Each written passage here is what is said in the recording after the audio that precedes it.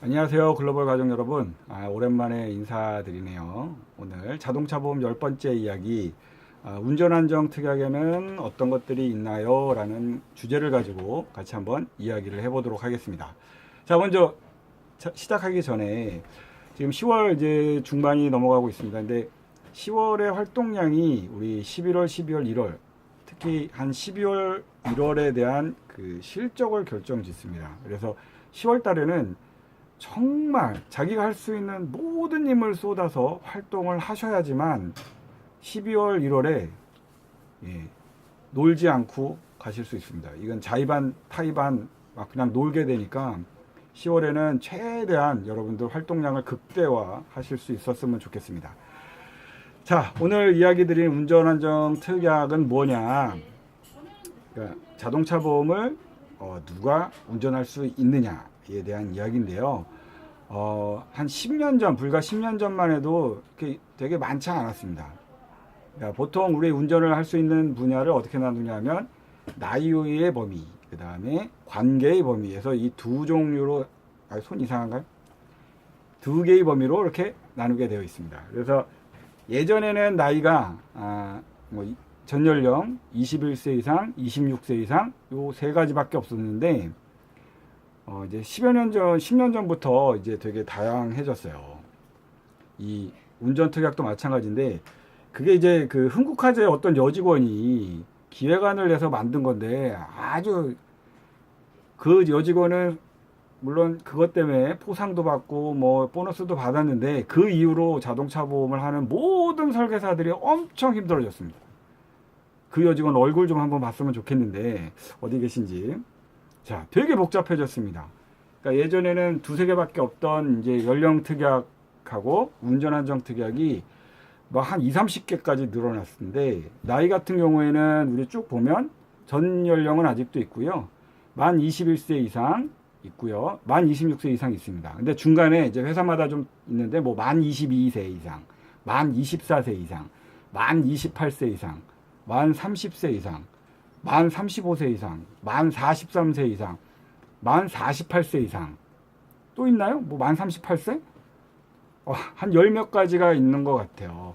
자, 근데 여기에서 중요한 건 나이가 있는데 이거는 만 나이로 계산을 하는 겁니다. 그러니까 내가 뭐 25이에요. 그러면 만 24세다라고 하지만 실질적으로 만 24세가 안 되는 경우도 있죠. 그래서 여러분들이 이 운전에 있어서 연령 특약을 결정하실 때는 운전을 할 수 있는 사람들 중에서 가장 나이 어린 사람의 만 나이를 확인하셔야 돼요. 자, 그리고 두 번째 이제 관계의 범위라고 말씀을 드렸죠. 운전자 한정 특약. 자, 예전에는 아무나 운전, 그 다음에 가족 한정 운전, 이 두 가지밖에 없었어요. 되게 쉽죠. 근데 요새 자, 가족 아무나 운전, 기명 1인 운전, 부부 한정, 가족 한정, 가족 형제자매 한정 운전, 기명 플러스 1인 한정, 기명 플러스 2인 한정, 힘드네. 가족 플러스 지정 1인 한정. 이거 뭐지? 되게 많죠? 또 뭐가 있죠? 지정 1인 한정. 피보험자도 아닌데 제 운전해 라고 하면 제 운전할 수 있는 그런 범위도 있어요. 그 옛날에 동부화재가 만들어서 뭐 한창 좀 인기가 있었는데 결국은 또 뭐 회사들이 이게 웃긴 거죠. 그렇죠? 피보험자도 아닌데 막 차를 남을 줘. 이게 뭐 대포차도 아니고. 그러다 보니까 복잡하다 보니까 어떤 회사는 아직도 있고 어떤 회사는 또 없어지는 데도 있고 어떤 회사는 제한을 두는 데도 있고. 자, 이 특약이 있습니다.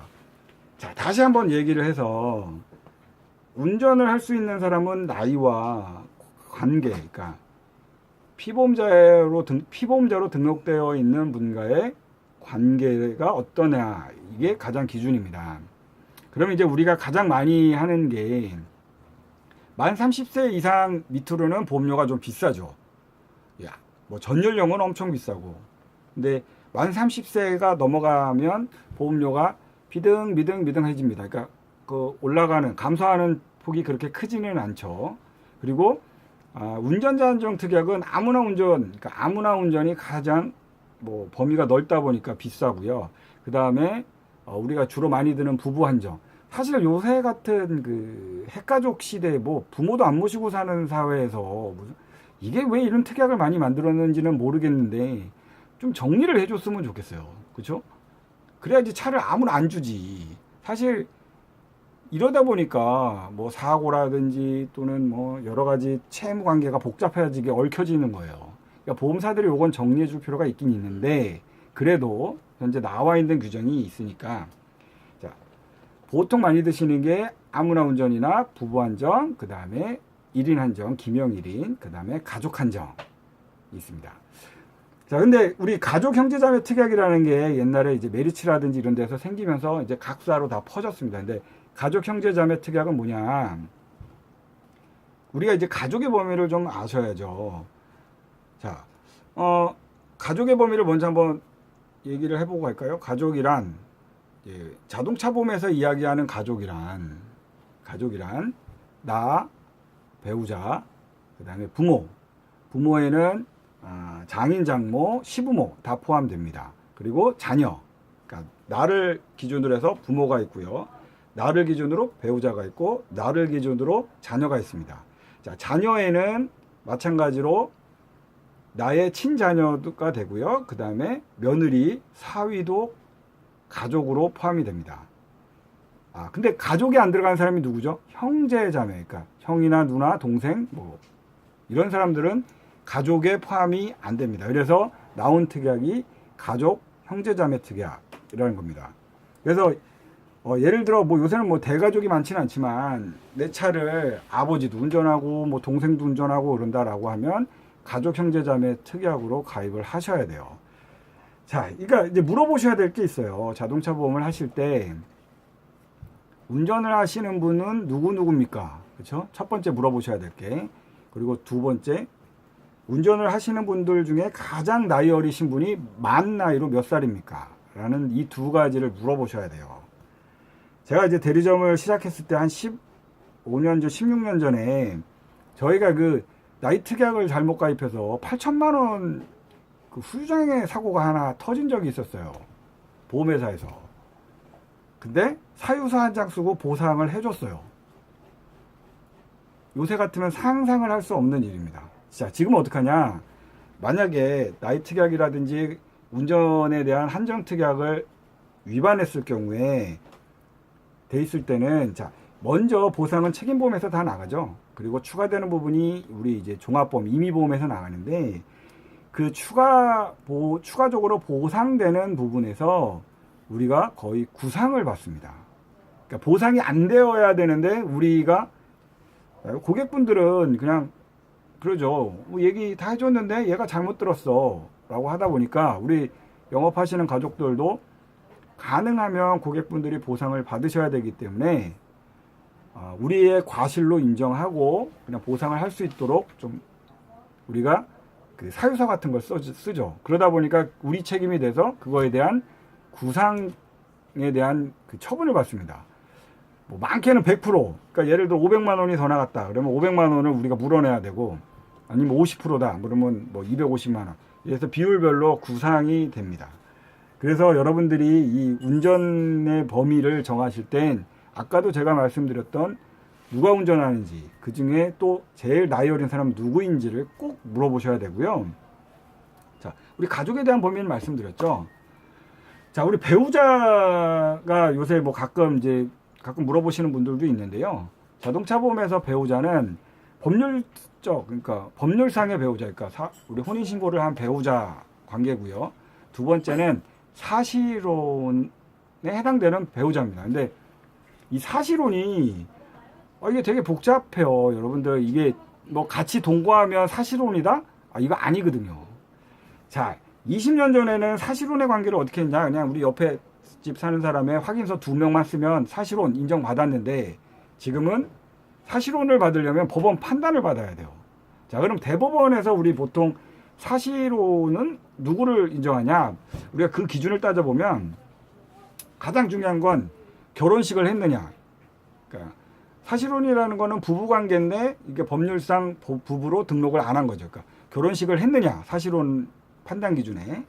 두 번째는 6개월 이상 동거를 했느냐. 세 번째는 동일 주소에 주민등록이 등재되어 있느냐, 두 사람이. 네 번째는 그 동거 생활 중에, 결혼 생활 중에 양가의 가족들이 왕래가 서로 있었고 서로 교류가 있었느냐. 이게 네 번째고요. 다섯 번째는 또 두 사람이 그 경제적으로 공동으로 경제적인 활동을 했느냐. 이 다섯 가지를 확인해서 사실혼 판단을 합니다. 그래서 이게 잘 물어보셔야 돼요. 두 사람이 같이 사는 것 같은데 그냥 사랑만 할 수 있잖아요, 둘이. 우리 예전에 이런 사고가 하나 있었습니다. 둘이 같이 사니까 부부인 줄 알고 받았는데 이 남자분이 이혼을 안 해서 부부인이 딴 지역에 또 살고 있는 거예요. 그러면 이게 중혼으로 걸립니다. 그래서 이 사람은 부부관계 사실혼으로 인정을 받을 수가 없습니다. 그래서 우리가 보상금의 일부를 물어냈습니다. 취급자는 부부인 줄 아는 거예요. 그냥 두 사람이 한 2년 동안 같이 살고 있으니까. 자, 이렇게 사랑이 넘치는 분들이 있어요. 이제 이런 분들 조심하셔야 되고, 부부는 사랑만으로 하는 건 아니다. 그렇죠? 법적으로 돼야 되니까 그 꼭 결혼을 했는지를 확인을 하셔야 돼요. 그래갖고 같이 사니까 어떻게든 보험료 싸게 해주려고 여러분들 부부 한정으로 가입한다. 이거 조심하셔야 되고요. 가능한 한 결혼식을 안 한 부부인데 그냥 동거 생활을 한다라고 하면 그냥 아무나 운전이나 뭐 1+1 이렇게 가입하시는 게 좋습니다. 예. 왜? 사실혼의 판단은 내가 내리는 게 아니라 법원이 내리기 때문에 만에 하나라도 그게 법원 판단이 안 될 경우에는 보상의 고객은 굉장히 피해를 입으실 수가 있어요. 그러니까 그 부분 되게 좀 주의하셔야 되고요. 자, 다시 돌아와서 나이트 계약은 많습니다. 나이트 계약을 정할 때는 만 나이로 계산한다. 그 다음에 두 번째 관계의 범위를 정할 때는 그 자동차의 주인 피보험자로부터 부부냐 가족이냐 형제냐 그 다음에 운전을 하는 사람들이 누구냐에 따라서 이렇게 운전을 정할 수가 있습니다. 그래서 꼭 고객분들한테 운전에 대한 범위와 나이에 대한 기준을 꼭 물어보셔서 이제 청약하실 때 안내를 꼭 잘 하셨으면 좋겠습니다. 그게 이제 고객도 보상을 잘 받으실 수 있는 거니까요. 자, 기타로 이제 임시운전자 특별약관이라고 해서 우리 명절 때나 휴가 때 아무나 운전할 수 있게끔 이제 한도를 푸는 경우가 있죠. 요새는 당일부터 된다고 하루 당일부터가 아니죠. 그러니까 그거는 신청하면 그날 밤 12시부터 되는 거니까 미리 하셔야 되고요. 그 기준일은 1일부터 있다네요. 옛날에는 뭐 일주일 이상 뭐 그랬었는데 요새는 이제 하루도 되기 때문에 뭐 남들한테 차 빌려주시는 분들이나 휴가로 단체로 휴가 가시는 분들은 꼭 임시운전자 특별약관을 잘 활용하시게 하셨으면 좋겠습니다. 자, 범위 복잡하고 많지만 제가 물어보라는 거 꼭 두 가지만 잘 물어보셔서 고객분들 보상받으시는데 문제 없도록 잘 관리하시기 바라겠습니다.